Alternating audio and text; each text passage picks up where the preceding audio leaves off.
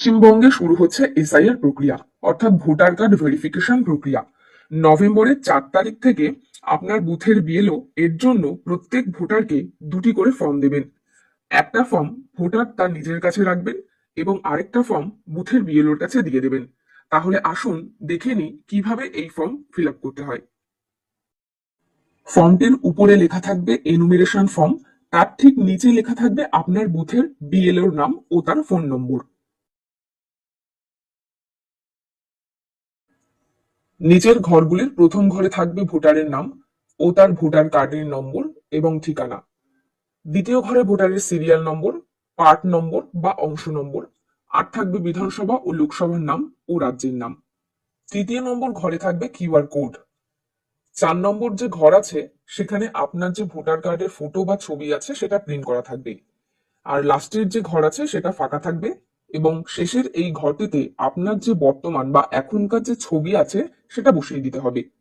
যে ফর্মগুলি দেওয়া হবে একই রকম ভাবে দুটি ফর্মেরই ঠিক একই জায়গাতে একটা একটা করে ফটো বসিয়ে দিতে হবে। তারপর একটি ফর্ম নিজের কাছে রাখবেন এবং আরেকটি ফর্ম বিএলওর কাছে দিয়ে দিবেন। এরপরে নিচের ঘরে চলে আসবেন। সেখানে প্রথমেই লেখা আছে ডেট অফ বার্থ। এখানে প্রথমে আপনি জন্মের তারিখ লিখবেন, তারপর মাস ও শেষে বছর। এর পরে রয়েছে আধার কার্ড অপশনাল, অর্থাৎ যাদের আধার কার্ড রয়েছে তারা আধার নম্বর দিয়ে দেবেন। আর যদি না থাকে তাহলে দেওয়ার কোনো প্রয়োজন নেই।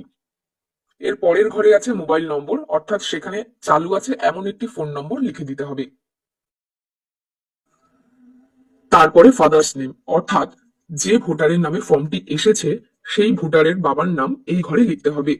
আর যারা বিবাহিত মহিলা তারা এখানে তাদের শ্বশুরের নাম লিখবে না, তাদের নিজের যিনি বাবা তার নাম লিখতে হবে।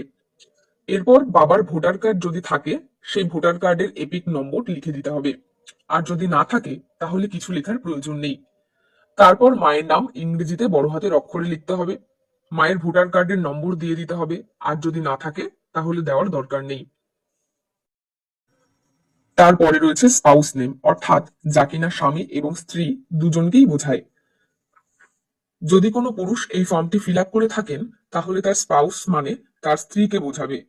আর যদি তিনি বিবাহিত হয়ে থাকেন তাহলে এই ঘরে তিনি তার স্ত্রীর নাম লিখবেন ও তার স্ত্রীর ভোটার কার্ডের নম্বর দিয়ে দেবেন।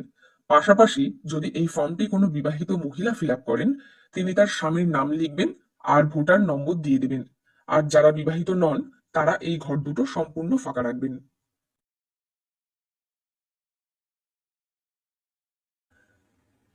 তারপরে দেখুন, নিচে 2002 সালে যাদের নিজের নাম আছে তারা বাদিকের এই ঘরটা ফিল আপ করবেন। আর 2002 সালে যাদের বাবা ও মায়ের নাম রয়েছে তারা ডান দিকের ফর্মটা ফিল আপ করবেন। প্রথমে 2002 সালে যাদের নাম রয়েছে তারা এই ঘরটাতে লিখবেন। দেখুন এখানে লেখা রয়েছে details of the elector in the electoral role of the last SIR. অর্থাৎ লাস্ট এসআইআর মানে 2002 সালে যে এসআইআর হয়েছিল সেই এসআইআর এ যে ভোটার লিস্ট প্রকাশিত হয়েছিল সেই ভোটার লিস্টে যেখানে আপনার নাম আছে সেখানে এই ডিটেলস গুলো লিখতে হবে। এরপর রয়েছে ইলেক্টর নেম, অর্থাৎ আপনার নিজের নাম যদি 2002 সালের ভোটার লিস্টে থাকে সেই নাম এখানে লিখে দেবেন। তারপর এপিক নাম্বার, যাদের এপিক নাম্বার নেই তারা ফাঁকা রাখবেন। আর যাদের 2002 সালের লিস্টে এপিক নাম্বার ছিল তারা সেই সময়কার ভোটার নম্বর দিয়ে দেবেন।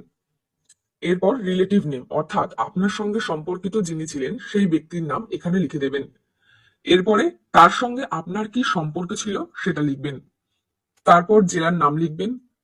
তারপর স্টেট অর্থাৎ রাজ্যের নাম লিখবেন এবং সেই সময়কার বিধানসভার নামটা লিখবেন ও বিধানসভার নম্বরটা লিখবেন। তার সঙ্গে অংশ নাম্বার কত সেটা লিখবেন এবং এসআর অর্থাৎ সিরিয়াল নাম্বার কত ছিল সেটা লিখবেন। এবারে যে ছেলে বা মেয়ের 2002 সালের ভোটার লিস্টে নাম নেই, হয়তো তার বাবা ও মায়ের নাম আছে, তাদের ডান দিকের ঘরের ফর্মটা ফিল আপ করতে হবে। প্রথমে তার নাম লিখতে হবে, তারপরে তার ভোটার কার্ড নম্বর দিয়ে দিতে হবে। এরপর তার সঙ্গে সম্পর্কিত যিনি 2002 সালের লিস্টে থাকবেন তার নাম লিখে দিতে হবে এবং তার সঙ্গে কি সম্পর্ক সেটা উল্লেখ করতে হবে। তারপরে জেলার নাম লিখতে হবে, রাজ্যের নাম লিখতে হবে, বিধানসভার নাম লিখতে হবে। আর নিচে বিধানসভার সংখ্যা, পার্ট নাম্বার লিখতে হবে আর সিরিয়াল নাম্বার।